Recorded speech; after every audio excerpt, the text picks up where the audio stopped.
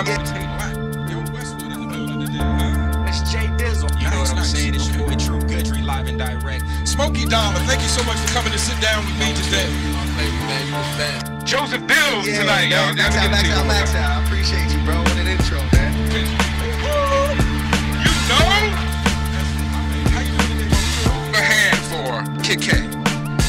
Comedian left Killer Sire. How you doing, sir? Hey, man. That's my man, Joe Fela Inkyo. Am I saying your name right, bro? Am I saying your name right? I always like to make sure. Terrell. See, give it up for Mikey Moscato. That dude, the guy, ladies and gentlemen. Crawl ahead and go. The sugar.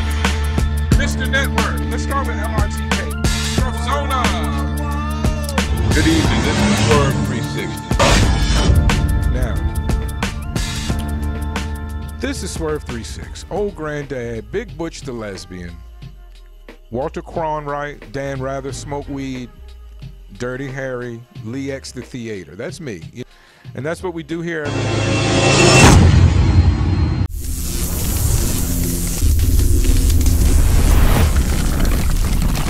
The night we had some discrepancies with time. Indeed. Between the Certified Savage show and certain artists, and it didn't get done in studio, so you showed up with a camera and got it done in the parking lot.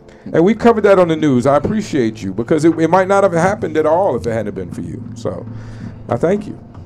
Yeah, I had to. I mean, you had to. Whose idea was it? When whose? Did someone tell you that maybe you should get this, or did it come into your mind? Or whose idea was it to start filming? I heard Face Off, fuck it, let's just do it right here. Right. And I started recording. Okay, there it is. You know, sometimes things happen organically. It did. And we can't like hold that against anybody. Things happen organically. Things just happen, and it's good that it was caught. It's good that people got to see what happened, because I thought it was interesting. Certainly enough to cover it for the news. We did a news story on it. And, you know, media, artists, media, everybody's known to be late sometimes. So, and when two lates come together, or when a late gets drastic, sometimes it's bad outcome, but we hope for the best. So I'm glad you were there to cover that, and we covered you covering that, so thank you for that. Where does hip-hop enter Dude's life? Where does Dude come across hip-hop at? Hip-hop has always been a part of my life. I figure you, the younger generation, it was there when you were born. You probably don't even remember when a family member or a certain person turned you on to hip hop. Actually, I do. Like okay, what was that story? It's always been a part of my uncle. My blood uncle is Johnny P from Do or Die. Okay, so incredible. I grew up all right, nice to know. Twista and Do or Die in the mid '90s when they was blowing up. Are you from the Midwest? I'm from Chicago. You're from Chicago, west side of Chicago. The real side. Is that the right part? Oh yeah, that's the best side. That's the best side. That's what they say. The best ride. Okay. And so you're early on. You have family that are making hip hop records in a big way. Yeah. Even though I was on the East Coast, we certainly knew of Do or Die. Oh yeah. You know, Rap Alive, Interscope. Right. So I've always been around it. Sure. Okay. Always, and so I wanted to rap. You know, for a while, from a kid on up to my teenage years, I always was rapping. Okay, understood. And then one day I just gave it up and said, fuck it. It happens. I understand that part of it as well. It happens. Yeah. You couldn't get me to rap a sandwich right now. I'm so done with rapping. I don't want to rap nothing. People reach out. I think Emerge McVeigh wants to battle me on the down low, but he's going to stay on the down low by himself, because I'm not battling nobody. Emerge is nice. Did you like how I called him down low right there? That was slick. I like slick talk, but it makes my head hurt to write it. I'd rather just watch it at this point. And that's what it was for rapping with me. Rapping made my head hurt. It was like a jigsaw puzzle every time. Sometimes it would come easy, but most of the time it was like a jigsaw puzzle. For me, it always came easy. My issue was the social part of it. Getting in front of people, in front of crowds. I don't do well with crowds. I don't like a bunch of people in my face all the time, unless I have to, unless it's business. But if there's money to be made, it's different. If there's money to be made, you know, at one time they said getting in front of a crowd and speaking, people feared that more than death. Yeah. In a survey. So it's not something that a lot of people do easily. So you shouldn't feel bad about it. And you know, as I got older in rap, you know, it seemed like after 50 you had to get shot to rap. Nowadays it seems like you damn near got to die to rap, and I'm just not that devoted. I'm not that dedicated. I'm not gonna die for rap. I'm not gonna die to rap. You know. And I'd be damned if one of mine do the same. So I see you got the Dubs Up shirt on, matching my Dubs Up hat as we're celebrating Timberwolf Bleed's album release, right? Indeed. So look, one thing I've been doing, and I'm making a point. Anybody that's out there that has local brand clothing, I made a vow to myself, and I made it a point to buy no more major name brand clothing. Only supporting my dudes. So that's a beautiful thing. All year long, you're gonna see me with BKNG, Max Out, you know what I mean? Somebody who I know personally, I'm buying clothing off them. Okay. Now you'll see me with some name brand kicks. Sure. You know what I mean? Yeah. I mean, come on. Ain't nobody making kicks yet. You know, ain't no Arizona kicks. Not yet. I mean, I don't know. You gotta check out this is certified himself. Yeah. Certified. Certified. Okay, so you might be putting us on maybe so. Maybe so. I did meet a fella from out here who's trying to bring back Pro Kids. I think he bought. Oh. Yep. I think he bought Pro Wings. That's what it was. Pro Wings.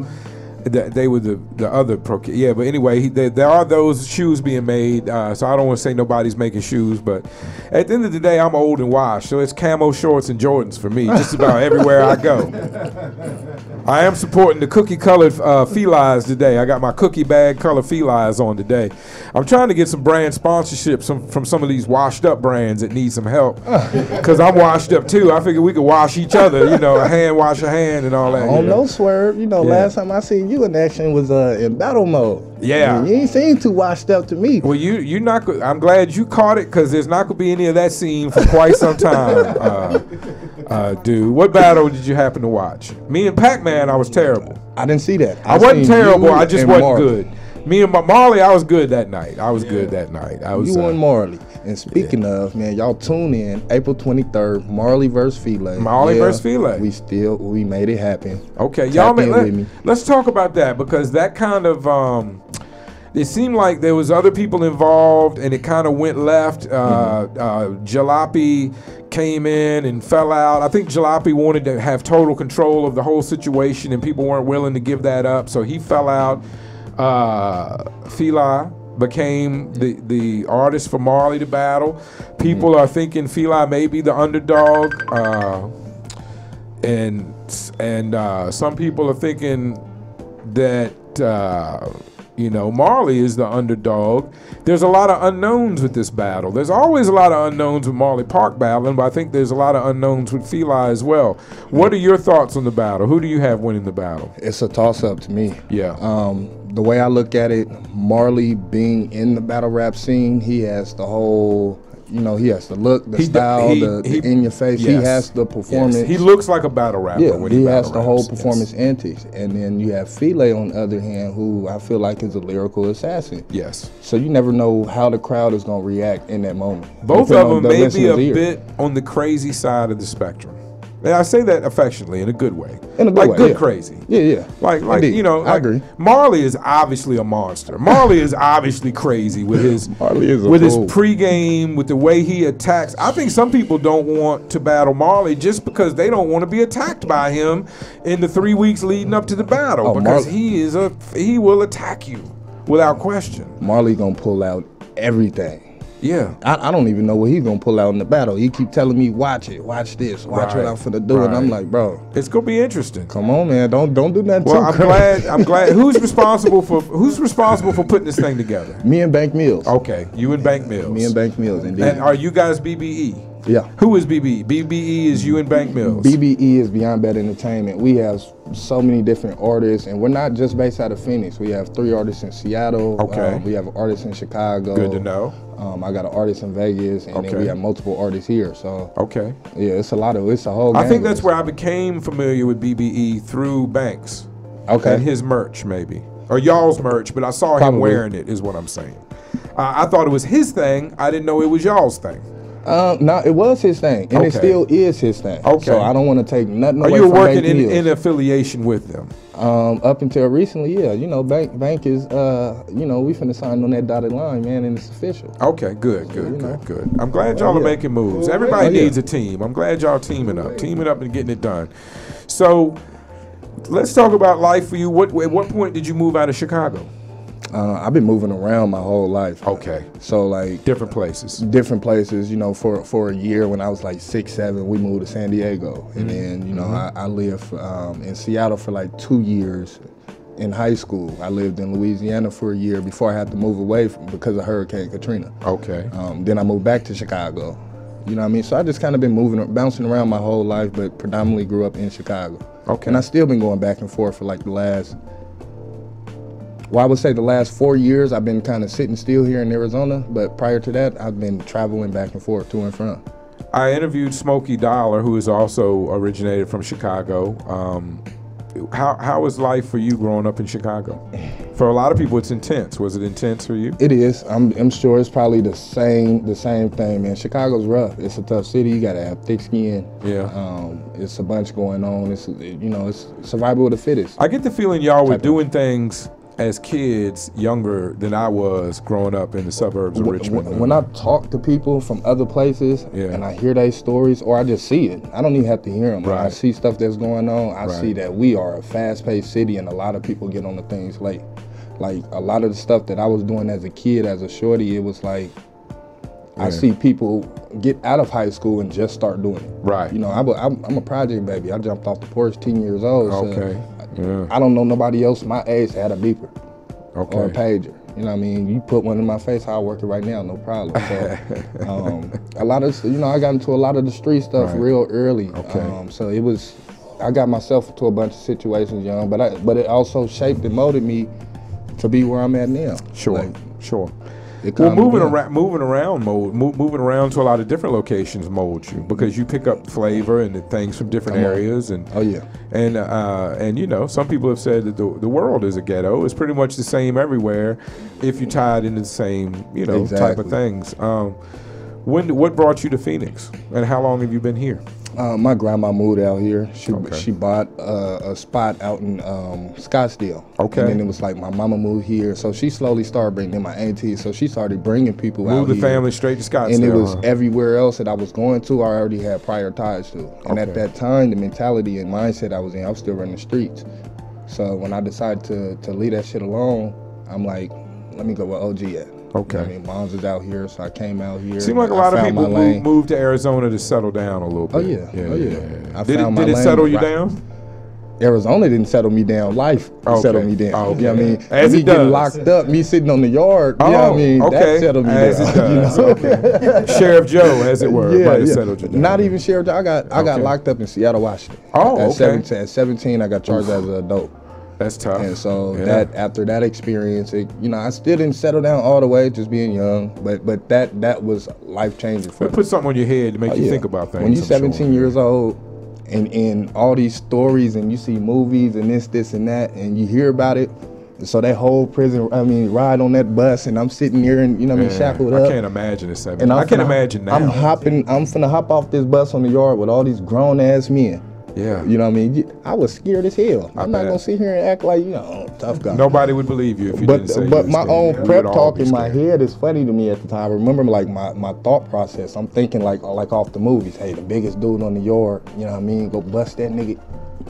Bust that guy in his head. Right, you know what understood. I mean? So, you can cuss. Not that I, I'm not pro the N-word, but you can say what you want to say. That's all. I'm like, man, bust his head. And then it's funny, when I get on the yard, when I first touched down, and I'm sure a lot of people who touch down, they know. So I get there, all the brothers come, they come meet up with you. They, let me help you with your mat. Let me tie your sheet on. So they tie my sheet on. Then they're like, hey, bro, let me see your paperwork. So, they want to check your paperwork. Yeah, I've heard that's a big deal. You know how that goes. See how they gonna treat you going forward. Yeah, so they see my charges and whatnot. You some real shit, right? Okay, youngster, I see you. Where you from? So they give me the whole rundown, trying to find out my background, what I'm in for, Then after that whole little process, they like, hey, bro, you got the package? I'm like, package?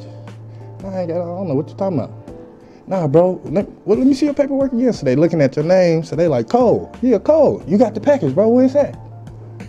I'm like, I don't know what you're talking about, bro. And so now I'm scanning the room, all eyes on me. Yeah. And the room started closing in on me. Wow. So now I'm like, okay. They thinking you did some of the package you don't know nothing about. Nothing about. So that whole prep talk about busting the biggest dude in this shit, now look, I'm like, this is it. This is that moment. I get to, the show and prove it's gonna go down. All right, so I'm here with you. I'm terrified. Go ahead, tell us. Go ahead. What happens next? Look, I back up. I put my back against the wall, so now I'm ready to square up. And the whole unit start busting up laughing. Like, nah, we just fucking with you. Y'all said, well, we want to do it. That's a heart check right there. We see you about it. Oh, man. So it was just funny as hell. Then you find out a bunch of people up in there. So the thing to not do would be to sit down and cry. No comment. So you by looking, no, but I have good instincts. I don't know that I'm a good fighter, but like one night I heard a bump in the room and I rolled out of bed like a ninja and ran into the living room while my wife tucked her head under the pillows. I said, well, if it's between the two of us, it's got to be me. So I hope I can make this shit happen. The few times I've been in fights, a couple times I put up my shit because I know a couple moves. I put up my shit just long enough to confuse the man. He was like, damn, this motherfucker looks like he knows his shit. And then the bouncer came and got him before I had to throw, you know what I mean? So, but I've done illegal activities. I came from Virginia where all this weed shit was a felony. It was all illegal. So I've always worried about going to jail. I've never been. Oh, yeah. I've always, like most white people that don't go to jail, and y'all strict I've always on y'all been, weed laws, yeah, we're very strict. I've always been curious about jail, so these stories are wonderful to me. The thing that confuses me is because I respect the fact that when you came in, you were younger, and that's what I was going to ask. Do people kind of look out for you, or is it? You get a little bit of both. It seemed like people looked out for you to check you. Then once they checked you in a couple different ways, the paperwork and are you willing to scrap? Yeah. Then you were good, right? You get a little bit of, you get a little bit of both. So you get some people that cling to you, you know what I mean, based off where you're from. So, well, I have like to hate all the Midwest people there would, you know what I mean, kind of cling to me and looked out for me, try to take me under their Let me ask you a question. Okay. If I go to jail looking just like this today. Hold on, let me see. If I go to jail looking just like this today, I ain't gonna have the cool glasses or the hat, nothing. I'll probably tuck my chain. Who is gonna claim me, and do I have to hate black people when I get there?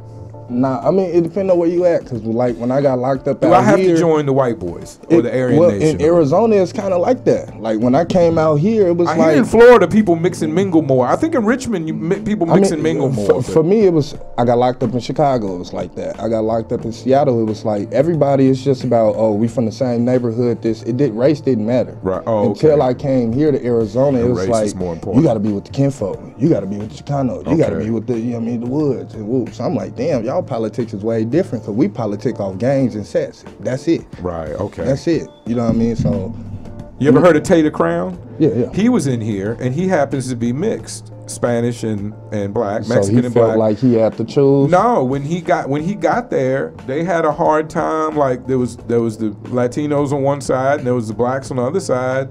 And they were confused, because he's one of them guys that's right down the middle, depending on how he styles himself, or like me, who he's hanging out with, or what he's doing. Right. He may look this way, he may look that way. So they were actually confused when he went, because they were looking to that. They were looking to bring him one way or the other, and they had to talk to him a minute before they could decide which way for him to go, you know. I've just always been really upset that I would have to go to jail and decide that choice because I love black people and the Woods definitely gonna try to claim you. Yeah, and then I got it. But see, I'm not gonna smell right with them either because they gonna ask me funny questions about Hitler and shit. I don't know none of that shit. As soon as you go up in there and start, because I swear you got a little swag, you got a little flavor to you. Yeah, I got a little bit. As soon as you go up in there, you know what I mean, start talking. I like this. They gonna sense it right there. Yeah, and I know. Then on top of that, the brother's gonna come over there and welcome you with open arms. Like, can I just go in rapping? Will that help? If I go in rapping, or can I claim like Muslim albino status or something? I've heard in rough situations people claim religion as their group. If you are, and I will say that, but you can't really fake that either. But if you are Muslim, you got to be devoted to it. But they will look out for you. Right. They don't give a fuck what. You can hang with them. You just got to leave the salami and shit and bacon alone. Yeah. Okay. Well, all these are good stories. I just like to hear things straight out the person's mouth. Not that I'm. I hope I never go, but if I go, I hate to get somewhere and be the dummy, the dumb guy. I hope I never go back. My biggest fear about being in jail is that I would just be sitting beside like the crazy guy or the guy that just needs to prove himself and he's decided to do it with me, like. Hey, but you know what? Some of those people might cling to you. That's what I'm worried. Because in real life, crazy people cling to me. That's what I'm worried about. I'm worried about it. They go cling to me. And I got a bad habit of the crazies clinging to me. Can you make a crew out of them or something? Man, they birds of a feather flock together. Look, when I tell you it's so many. I'm picking up what you're putting down, dude. You know, I'm picking up what you're putting down, dude. I can't escape the crazy because it's stuck to me like glue. I get it. All right, I get it.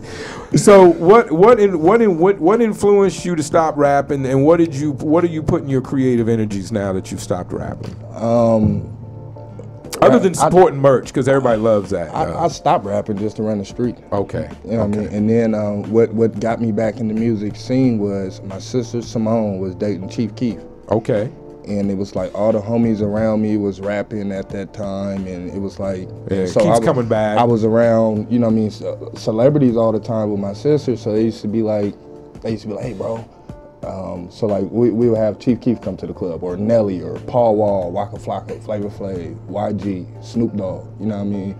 And I would be chilling with them through my, you know what I mean, just through my sister. So all the homies used to see me around chilling, they used to be like, bro, let me in over there. Throw my song on. Bro, let me perform one time in front of them. And then one day the homie D-Crash, who's also BBE, one of BBE's first artists, D-Crash, was like, bro, just manage me. You can put me in a position, put me in front of people with, you know what I mean, with some pull, whoop-de-whoop-wop. And that's when it clicked in my head. I was like, all right, I'll try it. And then after that, it was trial and error. Just doing your homework. Yeah. You know what I mean, coaching getting myself together, making sure that I knew exactly what the fuck I don't know shit about managing. Sure. You know what I mean? Just made sure I knew what I was doing and just soaking game. And then my dude, Philip Duncan out of UREG, Def Jam Memphis, shout out to Phil D. He took me under his wing and kind of mentored me, so I was working with Def Jam. Okay. And that's what really opened my eyes to the game and how shit really works. And then that's when I was like, okay, I got the formula. After being with Def Jam for a year, left them, started my own shit. And so now, how I move with BBE is exactly how a major would do, just on a smaller scale. Sure. And so I be trying to enlighten people. I try to spread that knowledge that I took from there. It's just a matter of who cling to it, who take the knowledge and run with it, and who don't. But me and mine, we gonna work, and we gonna grind. Sure.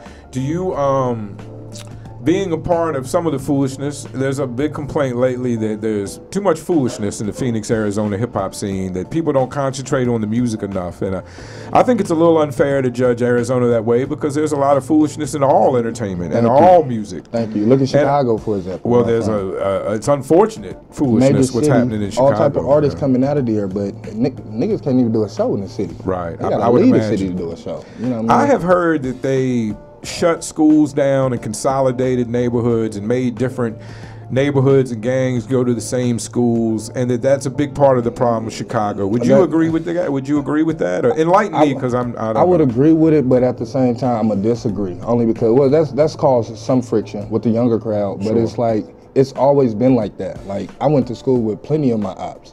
But from a shorty though. So like we all been cool as kids, but just because we live blocks away, now you from a whole different gang. Right. But we was always cool, so there's mutual respect.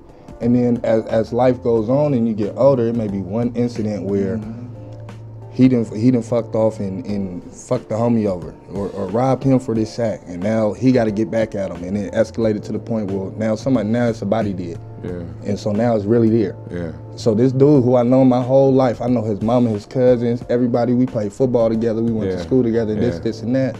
Now we at each other's neck. I know everything about you, your kicking spots, your whereabouts, your family, you know what I mean, everything. Your baby mama, you know what I mean. So that's tough. That's a part of it. So it's like we have a sense of community in Chicago. You know all your neighbors for blocks, and unfortunately some of your neighbors is ops. And so that's where you get a big problem at. And then you got the projects, you know what I mean, the development programs coming in, tearing down projects. Now you got thousands of people that was claiming whatever they was claiming in these projects, and you're spreading them through other hoods. That's where the issue is. And I was just telling everybody to fuck off a week ago. Now I live down the street or in the same building. A lot of them people didn't roam nowhere outside of their projects. Or you done sold dope in your projects your whole life, and now you forced. That was your source of income. Right. Now you forced to sell dope over here. You gotta find a block where everybody's already got all the blocks. It's only one way to make a new block. And you gon' eat. Ain't nobody gonna stop your grind. Yeah. So it's like fuck it. Yeah, I mean it's war. It's war. A lot of times.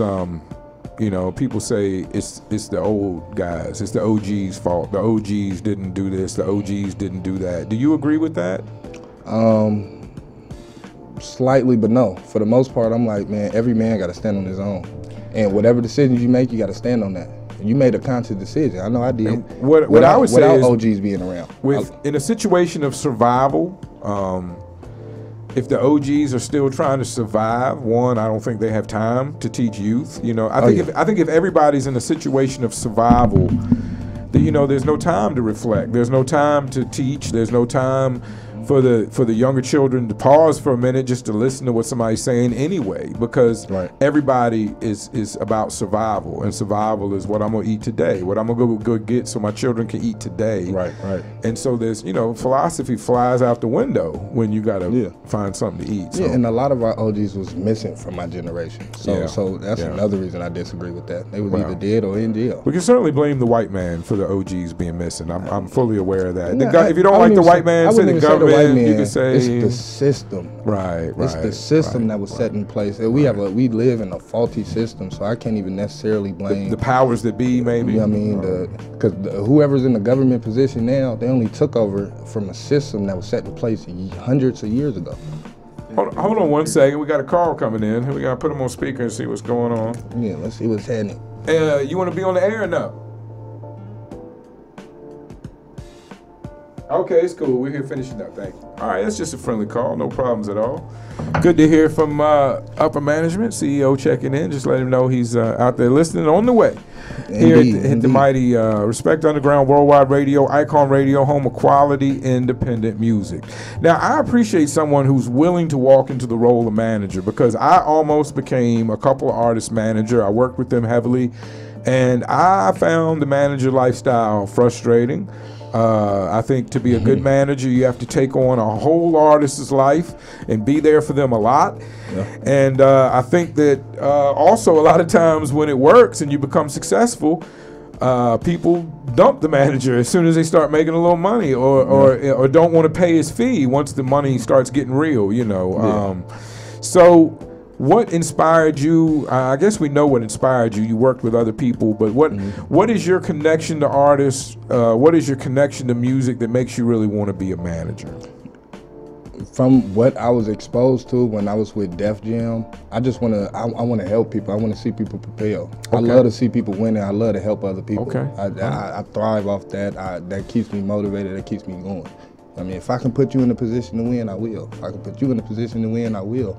And I'll never fall out with my artists if they go on beyond where we're at. If you want to leave and go to a major, cool. Now I'm gonna just use that as it ain't no love lost. Now I'm gonna use that to brand and market. Sell yourself and propel the next one. Hey, I got classic to Def Jam. I got classic to Warner Brothers. You know what I mean? That's what BBE can do for you now. So I'm not gonna hate on it. You know what I mean? I'm gonna look, go thrive, go bubble, dude. Well, let's highlight that. All artists out there listening, BBE has connections with major labels. They're working in several cities, which is a big look for any organization just to be active in that many cities. Got more cities on the way, beyond better entertainment. I know Bank Mills carries a lot of respect, and I'm sure your other artists do as well. What is the next, of your artists, what's the next release, the next singles, or the next EP or project we can talk about? What's next? Okay, before I go into the future, look, y'all check this out. Y'all check out my artist T Coop. His album Backstab is out on all platforms right now, so y'all go check it out. That's T space Coop, C-O-O-P. T Coop. T Coop, yeah, indeed. All right, all good. That's Wilson calling right there. That's all right. Then we got Young Wilson just dropped his 4-way album, and he just dropped his video to Gavinci yesterday. It just hit over 4,000 views in one day. All right. So let's keep running them numbers up, man. Gavinci. By Young Wilson on YouTube now. Y-U-N-G. Y-U-N-G Wilson, Gavinci. Yeah, Y-U-N-G. It's important, I've done a show with Young Wilson before. We can talk about him until he gets here, but very energetic artist. I appreciate it. What did you make a point to work with him? Did he come to you? How did that come about? Me and Wilson been with BBE since the beginning. Since the very beginning. One of the founders. He's one of the core group of artists. So it was like Wilson, Mouse, D-Crash, and that was it. That was like the core group, and Cloud9. So that was like the core group of people, at least here for Arizona. In Seattle, you know, I work with the likes of E-Hood, Chevy Shan, Rocky. Shout out to the whole YTS team up there. And so we've been rocking out there. We got Shinobi L, Lyrical. Now currently on the roster, like I said, T Coop. We got Kyrie the Guru, Bank Mills. So we working, man. Yeah. We working. Y'all look out for them releases. Kyrie the Guru is finna get ready to drop. Okay. So y'all tap into that too. Okay. Is managing a lot of emails and phone calls? Oh, it's so much. It's emails, phone calls, just networking. So many. It's a lot. It's a lot on my plate. Even when I'm not working, I'm working. It's definitely a skill in itself. Yeah. A good manager. So I appreciate that if you're out here doing it right by these artists, and you seem like you are. You seem like you got a good heart. Your heart is pure. Oh yeah, indeed. You know. Shout out my dude Bam, man, over there at the lounge with BMW. Oh, okay. Shout out him. And I appreciate the fact that you have such a dedication to support merch. That's a big deal, you know, because that I tell people all the time, if you really want to show an artist you appreciate them, you got to buy something. It's cool to come to the show. It's cool to like and thumbs up and share and all that. But you need to buy something. And when you buy something, that lets the artist know with your heart, your dollars, you really mean it. It's not just mouth play. You know what I mean? Indeed. Yeah, no doubt. And I'm going to sport it. I'm going to rock it. I'm going to take pictures in it, the whole nine. There you go. Look, I'm a walking brand ambassador. So look, anybody else with some merch, holla at me, man. Yeah. Shout out to everybody that's got it going on with the merch. That's a big deal, especially in the days when the music is so easily streamed and copied and whatever else. People don't even steal music anymore. They made streaming so easy that people don't even steal it anymore. But, you know, for $10 a month or whatever, it's not even worth. It's more trouble to steal it than it is just to buy it. So I guess the people above us know what they're doing. What do you, as a manager, how do you break a record these days? I've heard it's TikTok, YouTube, it's everything but radio. My thing is every artist has a different formula. Okay, I like that. Approach their marketing campaign different, tailored strictly to them. Okay. Because certain artists has more pull on Instagram or here, there. Certain artists like Bank Mills, being from the area, he has more pull with radio outlets and whatnot, and shit out here that I don't. Yeah. So everybody has a different campaign. I approach it all differently. Was it weird for you when you moved to Phoenix?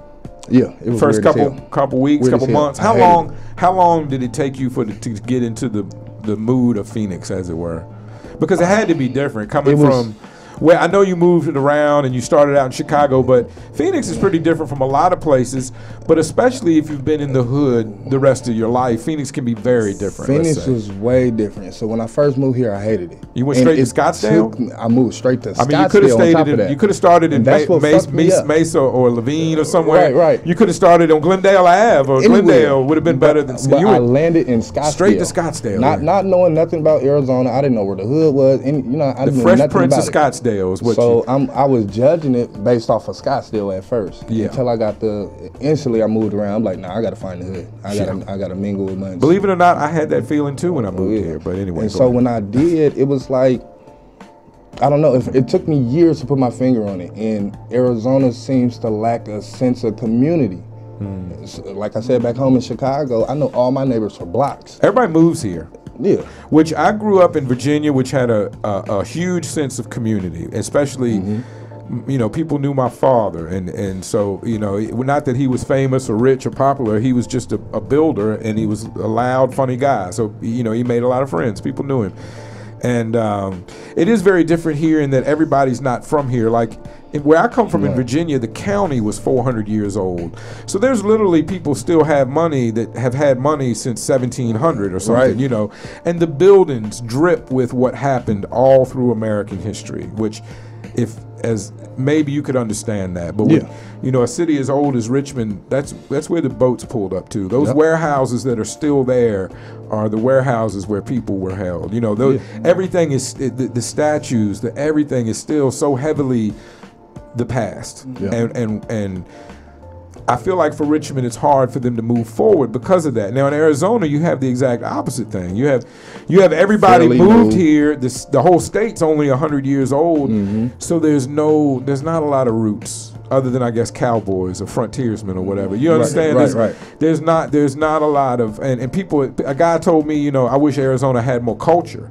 And coming from Richmond, Virginia, with the problems they've had lately, especially with, I say, culture's overrated. Maybe you don't want so much culture, because when the culture is a history of oppression, when the culture is a history of, Now, I will say in Virginia, black and white people get along a little better, a little differently than they do in Arizona.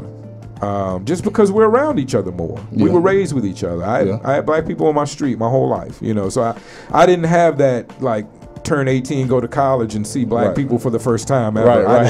Some people, you know, God bless them, some people have that experience, and you can't really, you know, you can't fight uphill against all somebody knows, you know. All I ask is that people have an open mind and an open heart and are willing to learn what they don't know. Indeed. I don't think you can argue with that, you know. Indeed. What's your whole take on, as a manager, the city's city is now wrapped up in main vocals versus no main vocals.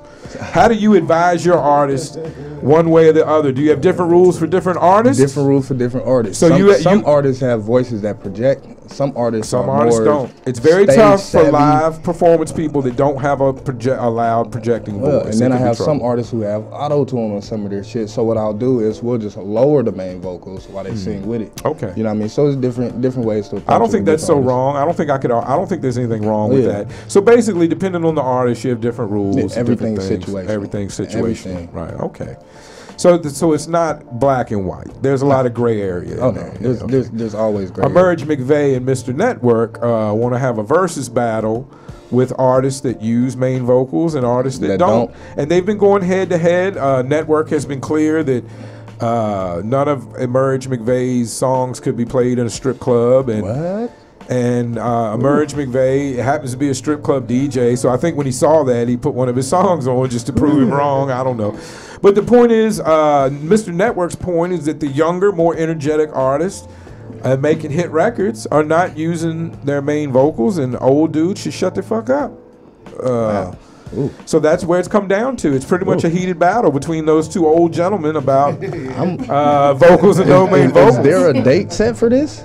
I don't know. Network, could you comment? We're asking for a date. My phone died. I don't know. I would love to see that.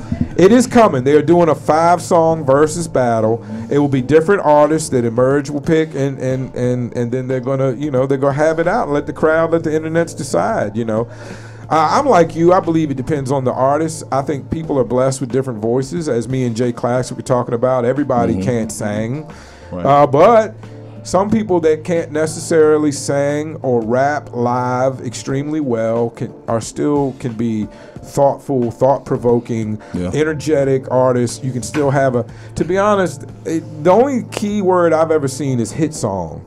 If you have a hit song, you can do whatever the fuck you want to do, and that's proven by everybody who's ever had a hit song.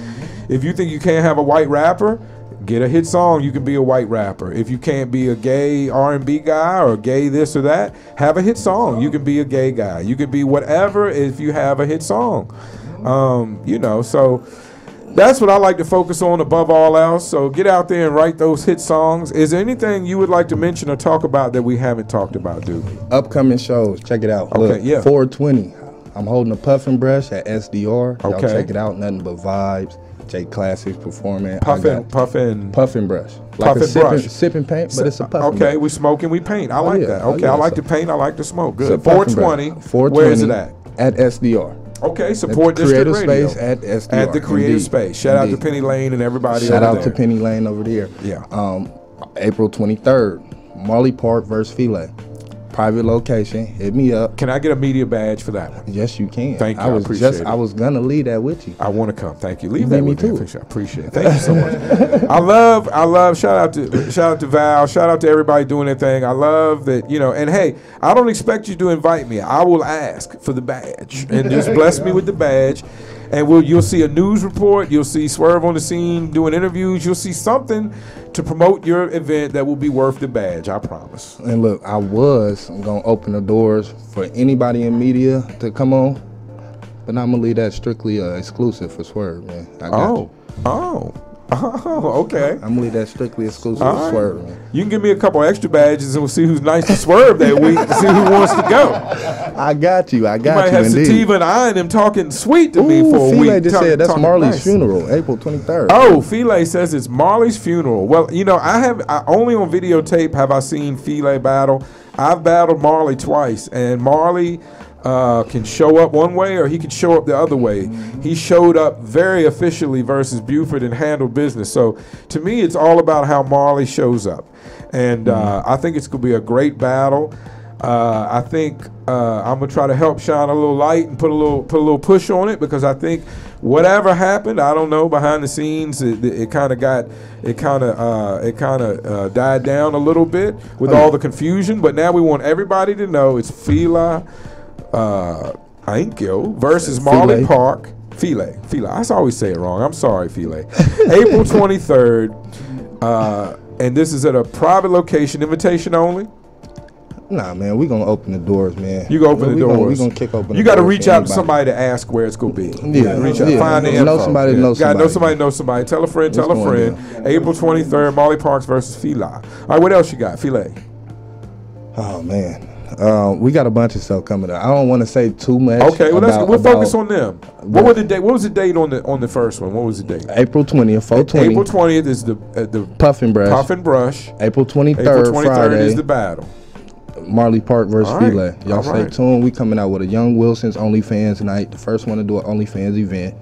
Y'all check that shit out, BB. Word. So we rapping on OnlyFans now? I'm just trying to catch up. Nah. I'm an old man. Is that a management move? Did the artist present that? That sounds like a new plan. That sounds like a rollout. Nah, it's a promotional thing. Is he performing with his dick out on OnlyFans? When you get some of these females that draws all this attention from their body, and they can sit there and promote your event, promote your music. That's so many odd ears that we're reaching out to that we wasn't able to reach before. See, that's why you're a good manager, man. You're thinking on levels and planes I'm not even really aware of, I'm not even thinking of. So I appreciate that. Yeah, indeed. His OnlyFans drops tonight. No, not his OnlyFans.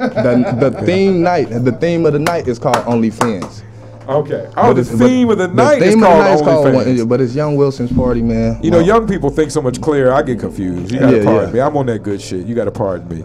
So he doesn't have an OnlyFans. I just want to make that clear. I don't know. His freaky ass might have an OnlyFans. Hey, I'm waiting for all. These days, why don't rappers have OnlyFans? I think Safari has an OnlyFans. Why not all rappers get an OnlyFans? You know. I don't know. I'm not going. I don't. I'll tell my wife very clearly right here on film. I barely know how it works. I don't pay anybody to be on their OnlyFans, and I certainly don't have anybody paying me to see me on OnlyFans. I wish I could. I wish I could have an OnlyFans. If I could shake my nipple or dick at somebody and get paid $12 a month and have 1,000 people doing it, I'd do it in a minute. So I feel bad for these women because they get judged, but the men are just jealous. If we could make money that easy, we would do it too. We would do it too. Hell yeah. Do it. Some of these chicks just post pictures out here. It's not even like porn. It's just, some of them just post pictures. Just pictures that, you know, like just maybe a little kinky or something. I don't know. Oh, shout out Cali Boy. He said it's good. He'll see you on the 23rd. Okay. I know Parks has been hyping the battle in between showing off cannabis on Instagram. So I guess as it gets a little closer, maybe he'll start hyping some more. Yeah, I feel like Parks laid off the pressure a little bit. Parks is pulled back working. From what I hear, look, he over there cooking up. He trying to make sure his rounds is there. He beating it in his own head. You know, they almost had. And, you know, what messed him up is Rum Nitty's understudy backed out of their battle. Rum Runner, or whatever. Yeah, I was there. Rum Raw didn't show up, so Marley didn't battle him. And I feel like Marley is dancing on the edge of real battle rap world, but like I said, his performances, some have really helped him, some have hurt him. Right. I feel like, you know, they were almost up to offering or getting together money to offer him Rum Nitty before this battle. So I feel like he should be working, because if he comes official, he's going to get a big name after this battle. Yeah. As long as he wins, provided he wins. If he wins, we'll see. So we'll see. Filet. Man, that's a hard name. Filet and Nico. Like a sandwich. I don't know why I have so much trouble with it. I'm wearing filets. That's part of the problem. Filet has a lot to lose, like anybody that battles Marley. Marley has a lot to lose because he's got so much momentum going right now. So this will be a big battle, April 23rd. Know somebody, get the location. I'm getting my media pass, so I will be in attendance, and the new news will definitely be reporting on this battle as it shakes up the city. Marley always shakes up the city. That's one thing about him.